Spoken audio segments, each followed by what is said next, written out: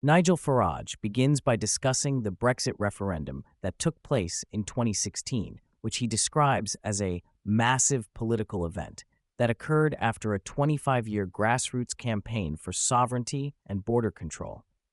Farage explains that he had been campaigning against EU membership for nearly 30 years, believing that the nation-state is the essential building block within which people want to live. He argues that the nation-state is an extension of family and community, and something people are willing to pay taxes for and defend militarily if necessary. Farage notes that while sovereignty alone didn't resonate strongly with the public initially, concerns over immigration became the key issue that galvanized support for Brexit. He describes how immigration numbers into Britain had reached unprecedented levels, leading to public concern. Despite resistance from Parliament, Brexit was ultimately achieved on January 31, 2020. Farage then discusses how the Conservative Party, after winning a large majority in the 2019 election, betrayed the hopes and aspirations of Brexit voters. He argues that instead of reducing immigration, cutting regulations, and governing as conservatives, they have governed as metropolitan liberals. He points to the adoption of net-zero climate policies as a prime example, describing them as insane and detrimental to British agriculture and industry. On immigration, Farage provides historical context, explaining how immigration levels remained relatively stable at 30 to 40,000 per year from the late 1940s through the 1990s. However, under Tony Blair's Labour government, immigration increased dramatically, with the population growing by nearly 3 million. Despite conservative promises to reduce immigration back to historical levels, Farage states that under Rishi Sunak's premiership, net migration has reached 1.5 million in just 2 years. Farage explains that he decided to re-enter politics and lead the Reform UK party due to his frustration with the Conservative Party's betrayal of Brexit principles. He sees this as a 5-year project aimed at the 2029 general election, with the goal of building a mass movement for change across the country. When asked about his early skepticism towards the EU, Farage explains that as an amateur historian, he believed the EU project was based on a fundamental misunderstanding. While acknowledging the desire for peace after 2 world wars, he argues that the existence of nation-states doesn't inherently lead to war, provided they are functioning democracies. He contends that taking away nation-states' ability to determine their own future and handing it to a higher authority is more likely to increase nationalistic fervor rather than dampen it.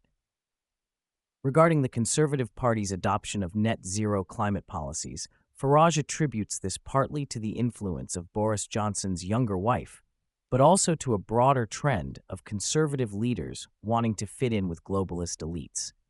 He criticizes the policy for leading to deindustrialization, exporting emissions to countries with lower environmental standards, and transferring wealth from the poor to the rich through energy subsidies.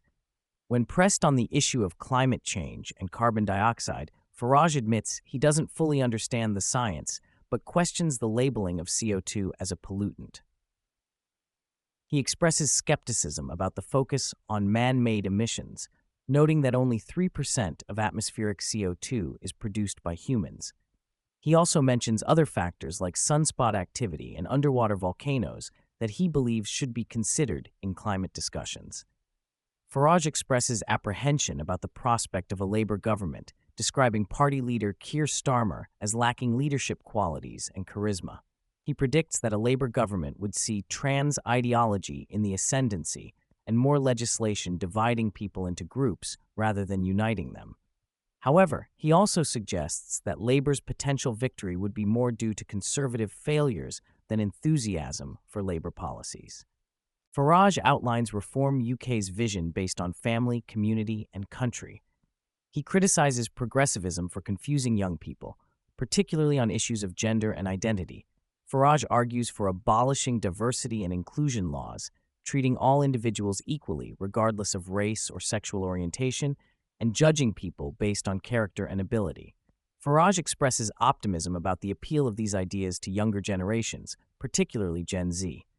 He cites polling suggesting Reform UK is now the second most popular party among younger voters in the UK, despite only being active for a month. Jordan Peterson offers a psychological perspective on Farage's emphasis on family, community, and country. He argues that progressive identity politics is based on a misunderstanding of psychology, atomizing identity into racial, ethnic, or sexual components. In contrast, Peterson suggests that true identity is formed through sacrifice and commitment to larger social structures like family, community, and nation. Peterson contends that the meaning young people are seeking can be found in their willingness to sacrifice individual whims for something beyond themselves. He argues that conservatives can offer young people a path to meaning through the voluntary adoption of responsibility and participation in these larger social structures. Farage expresses his desire to fight against atomized liberalism by abolishing diversity and inclusion laws and the Equality Act. He advocates for judging individuals based on character, ability, and contribution to society rather than race or sexual orientation. He acknowledges that these ideas may be considered radical, but believes they are necessary for creating a unified society. Regarding the upcoming election, Farage predicts that the Conservatives will lose and Labour will win, though he believes Labour doesn't deserve to win. He expects Reform UK to receive millions of votes and potentially win its first seats in Parliament. He draws parallels between his party and the Reform Party in Canada, which eventually led to Stephen Harper becoming Prime Minister. Farage describes his ambition to build a mass movement for common sense, not just focused on parliamentary representation. He aims to promote the values of family, community, and country, believing these arguments will resonate particularly with young people. The conversation concludes with Peterson mentioning the potential for future discussions about the Alliance for Responsible Citizenship, an international effort with similar goals to Reform UK. Both express hope for creating an invitational vision of the future that can inspire young people and counter what they see as apocalyptic thinking from progressive radicals. Throughout the discussion, Farage presents himself as a traditionalist who believes in the importance of British culture, history, and Judeo-Christian principles. He positions Reform UK as a party aiming to reshape the center-right of British politics to align with what he believes is the silent majority's views. His arguments focus on national sovereignty, controlled immigration, skepticism towards climate change policies, and opposition to progressive identity politics. He expresses optimism about the potential for these ideas to resonate with younger generations, particularly Gen Z, despite facing criticism and opposition from established political and media circles.